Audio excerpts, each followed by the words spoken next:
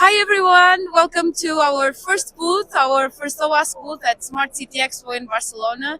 Joining me today is Bo Fristed, our Council of Cities coordinator from Aarhus, and Anni Joela, our Deputy City coordinator from Tampere. Welcome both. This is a really great time to be here, right? To be in Barcelona. So let's pretend that we are at the booth casually, that people are not recording this interview. And let's imagine that someone from a city comes and meets OASC. How would you present yourselves? Maybe we will start with Bo then. From OASC.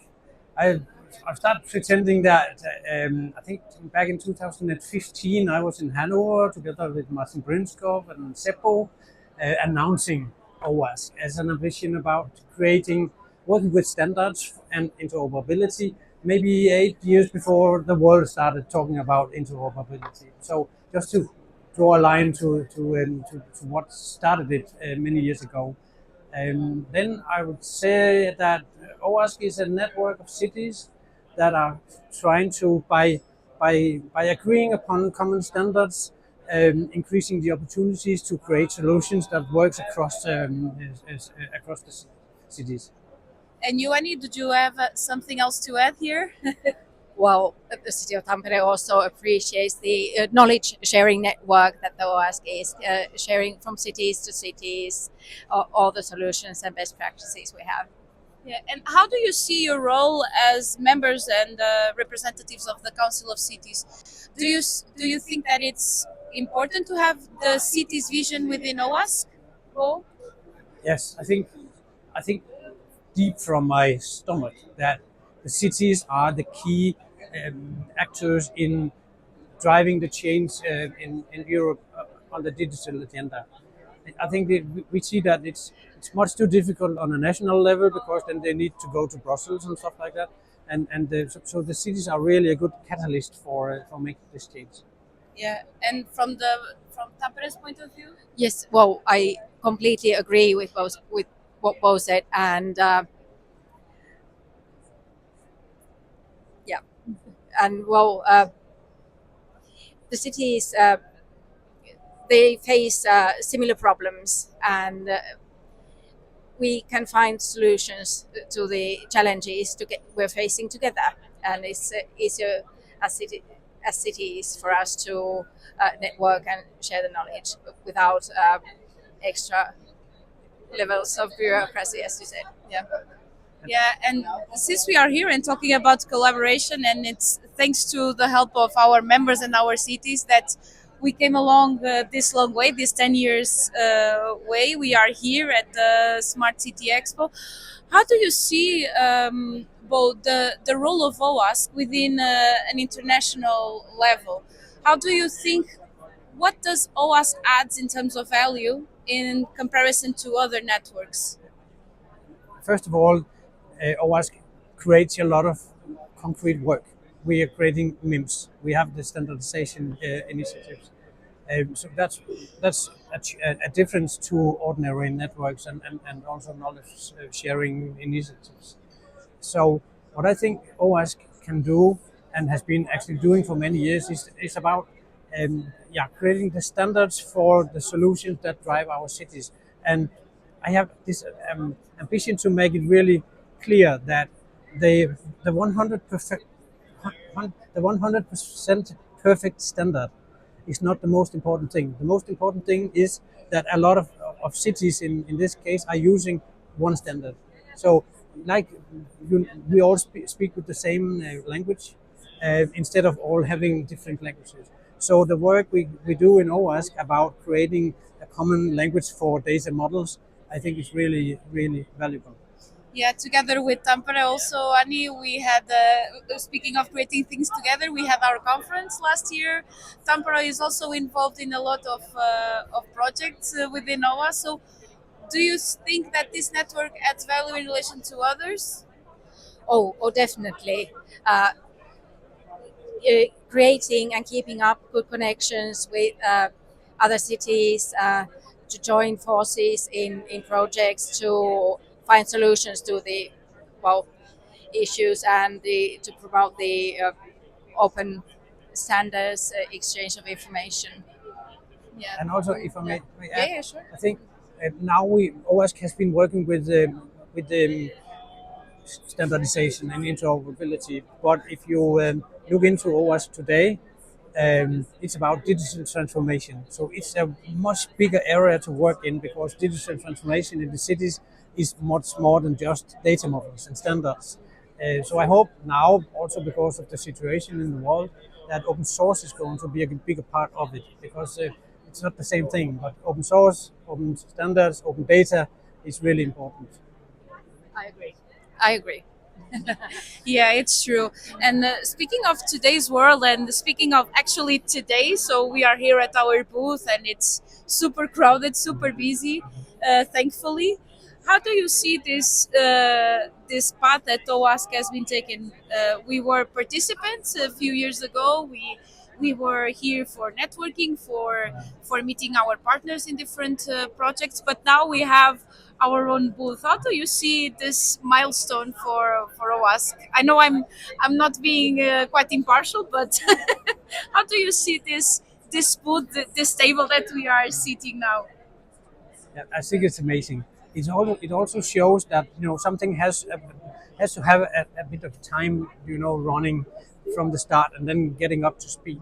So I think OASC is in a good place now at a really good time because after we got the new president in the U.S., also on a political level, everyone is talking about digital sovereignty. We have the Draghi report that aims upon, or we need to do something in Europe. And I see OASC as one of the organizations that really are now ready to help push this agenda forward. And you, Anni, how do you see this?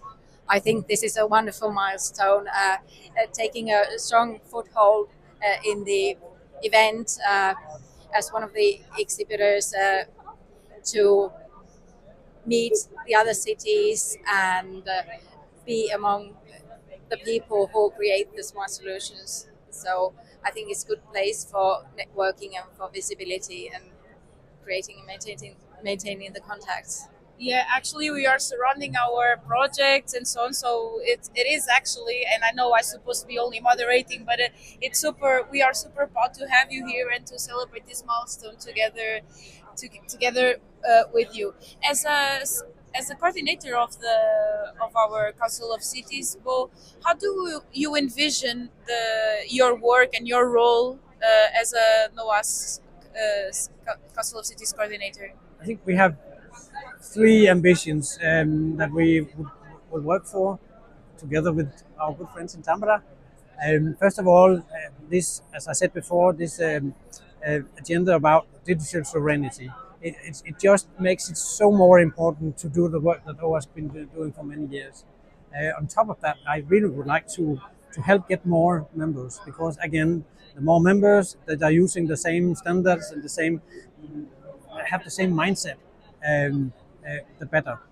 And then third, I also think it would be really nice for OASC to increase the knowledge about OASC to the existing members because OASC is kind of hard to get your head around to find out what is it actually.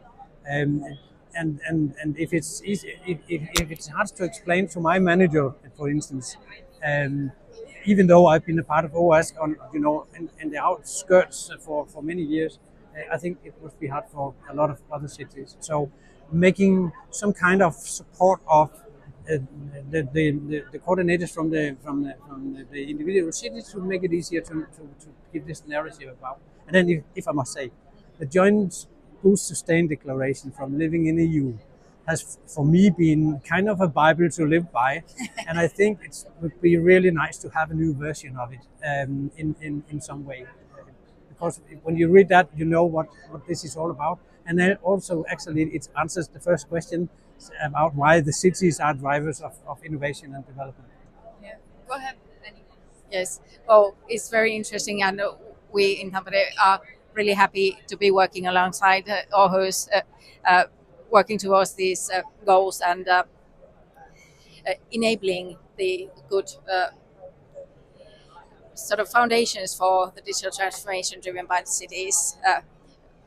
We have a slogan at our pavilion is "Smart cities put people first," and I think this is also what OASC is about, through enabling the cities to create better environments.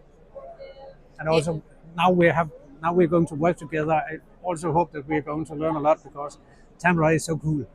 You are, and you've been there for many years. You have this ambition to go in the front, so there we have a lot to learn in Aarhus. Yeah, it's not by chance that Tampere it's with OAS since almost the beginning. Yeah, since the beginning. So, and it's important though that this is also a reflection that we are having within OAS, that we need not only to spread the words, but to invest more on our knowledge sharing, because this knowledge sharing, on networking, on sharing different perspectives, it is something truly valuable. And we are living in such a fast-paced world where cities are so focused and resources are so limited, that to have someone with experience, well, let's say we are 10 years old, so we have some experience, but to have someone that can not teach but to share some knowledge,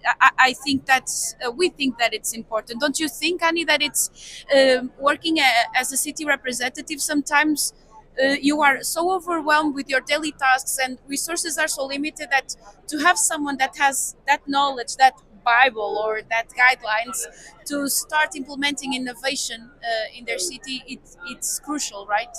Yes, I completely agree. It's essential to find the partners with the solutions to the problems you have, and maybe the partners to collaborate with creating solutions together in projects, for instance, and sort of to have the colleague, to go to for the answers, or even though they wouldn't have the ready answers, to work on finding the answers together.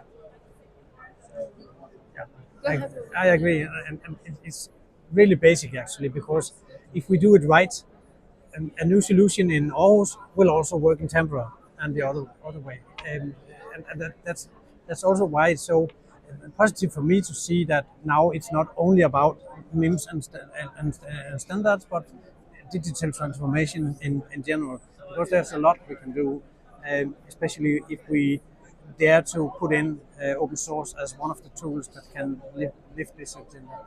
Yeah, because we are evolving so fast, right? That even ourselves, Carl Philip was saying yesterday at a panel that he feels like our work is evolving so much that when you are, for example, developing the memes regarding geospatial data, for instance, we are thinking about standards, we are thinking about bureaucracy, we are thinking about law, we are thinking about policy, politics. How do we reach cities? How do we reach citizens? How do we engage them?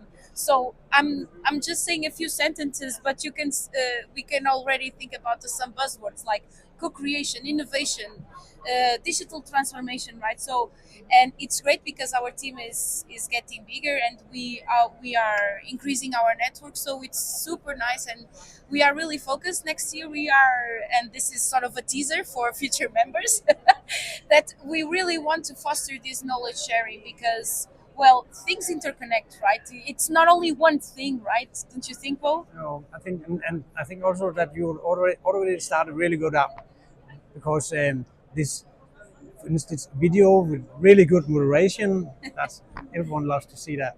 Thank you. I think we need concrete projects that are being implemented. We have a really good case in Aarhus and in Denmark right now about measuring temperature in refrigerators and medicine cupboards, using all the MIMS, open standards and open source. So now we put in a sensor, and then we have it all set up so that we can do what we have legally in Europe to do in order to document the temperature in a refrigerator. Yes. This is just a small case, but showing that it's doable, what platforms we are using, how easy it actually is. The more that are taking that business case down, the more value we create. So we have a lot of cases in Aarhus. You have in Tampere. We have in all the cities we are. So if we could share that in a really good and easy way, like IoT for dummies or what, something like that. Yeah. I agree. The example cases are really important for the sort of the light bulb to go off. Oh, this is the way I can implement this, and the concrete results. It's not just something abstract. We have, but concrete tools we can use to advance our development. Yeah, because it's an important shortcut even for, I don't know, I'm thinking about cities that are starting their journey. It can be easier together with member cities.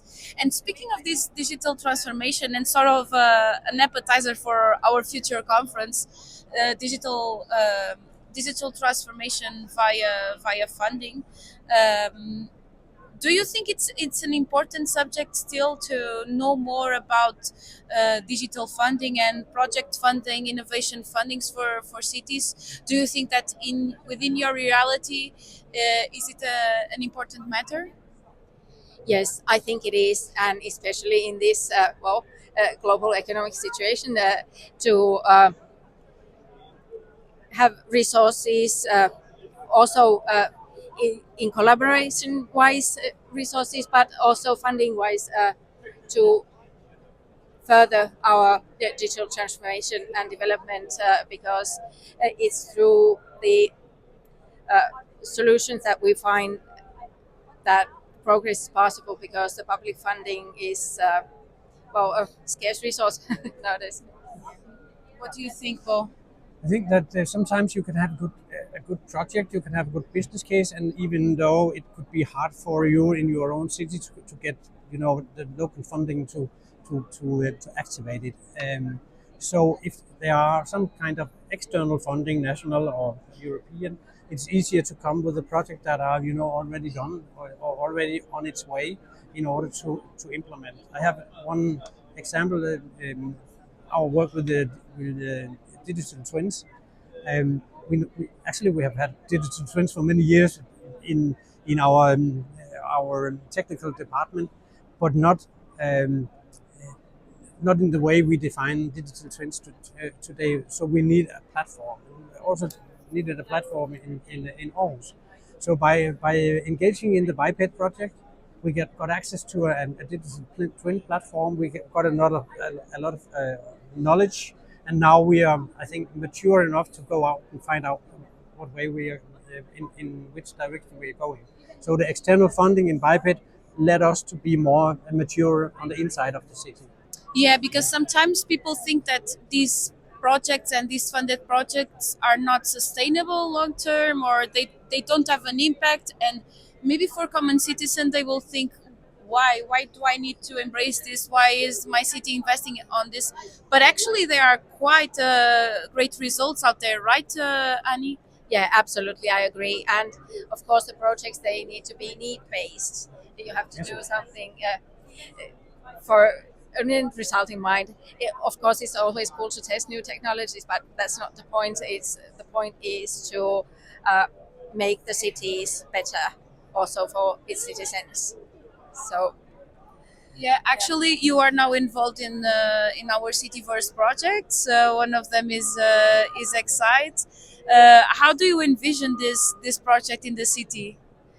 well, we have already tested an AI solution for bringing our art closer to the citizens. So we are not using technology only for things that are behind the scenes, so to speak, but to bring about experiences and enhancing the city life. Yes, it's super helpful. And Yubo, Sitcom AI is also here. Yeah. Aarhus is part of the project as well. Do you envision as a really fruitful and impactful project for your city?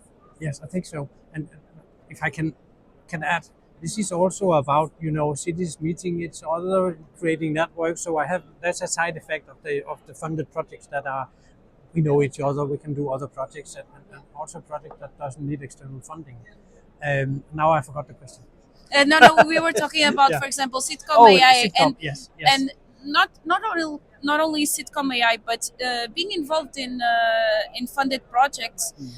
Sometimes civil society thinks that it's a waste of money, that there's no impact in their daily lives. But we, at our conference, we want to show the impact that some of these projects have. So I was taking the example of sitcom AI, but maybe you were saying about the project with the refrigerators. I think sitcom is a good example on the combination between development of commerce and supporting the private companies and technology and development in the city. Actually, it's the GovTech term about taking the governmental leads and use technology from the private companies to meet these demands. So the TEFs in general, I think it's a really amazing idea, and I'm really happy to be a part of sitcom. And now we can see, after 3 years, that the test sites are beginning to emerge. We now have in Aarhus, we have a focus on outdoor mobile robots. We now have robots running out in the city. Wow. This August we had the first totally autonomous and legal robot out in the city of Aarhus for the first time in Denmark, especially in Denmark, maybe Not to grab, but yeah. But actually, that would never have happened if you didn't have the sitcom. And the sitcom resources, the person working with it. So we have test facilities on a graveyard, a big graveyard. We have around the city hall. We have other areas in the city, and also combining. So we have a project financed by the ESA, European Space Agency, that works into a test facility that are being put out by sitcoms. So this combination, I think, is really amazing. and you envision impact for your cities and communities. So this is a teaser for everyone to join us in Fundão in the upcoming 28th and 29th of January. We will talk more about these projects, other projects, future projects that potential new members want to join us. I just wanted a few final words. First of all, about the event. What are the main impressions of this event? Are you excited with upcoming sessions and panels at this event that you would like to recommend, Bo? Actually, I'm going home tomorrow morning, so I have this afternoon to see the expo. I haven't been around yet, so this is what I'm going to prioritize. Normally, I've been here for really many years at this Smart City Expo, and I almost never see anything. I don't go to presentations and stuff like that. I'm here networking, having meetings, and having really a really good time, because this is the one place in Europe or maybe the world where we meet with all the people that we work together with the year round. So we have met for the first time in the physical world here, but we have met many times in the virtual world. So Yes. it's really good opportunity to get to know each other better. Yeah, for you as well. Yeah, indeed. This is a place that brings people working around the same things together and meeting. And you use the word hyggelig. So that's the general feel. Yeah, and we can meet Tampere at the Nordics Pavilion, right? Yes, Tampere is in the Hall 3 at the Nordics Pavilion, and with all our other city partners and the wonderful company partners that bring about the solutions that we are proud to present. Yeah, thank you. Thank you so much. Before now we are ending, so just a final words for potential new members. If you want to, I know that we already talked about OASC, but if you could define being a member of OASC, if you could find a word to define being a member, what would be? I think as a new member, you will be a part of a big organization that have actually a global outreach and some possibilities to make it easier to support the digital transformation in your city. So I don't know how we should spread the word in the right way, but I'm sure that if we get a hold of some cities and give them the impression about the value of OASC, they really would join us. I'm sure. So the word will be join us. Yeah. And Join, for you, boost, sustain. yeah. And for you, Annie? Yes, well, it would be I think, collaboration. But also, it's important to note that OASC has an impact on the regulation and the standards that the cities will be adapting. So now the cities have a say in the things that are concerning them, or the decisions. So I think it's important. So, regarding your words, please don't waste any more time. Start collaborating with us, right? Join our network, and please feel free to come to our conference in Fundão, Portugal, at the 28th and 29th of January. We are all looking forward. We all the three are going to be there. So, yeah, thank you so much for sharing your time with us. I know for you, Anni, it's quite a busy time for you as well, Bo. So we are really thankful to have you here in the network to share your experience and your knowledge, and to work on this path of knowledge sharing and digital transformation. I hope to see you soon, and see you soon as well. Bye, Sarah. Thank you so much. Thank you, Carla.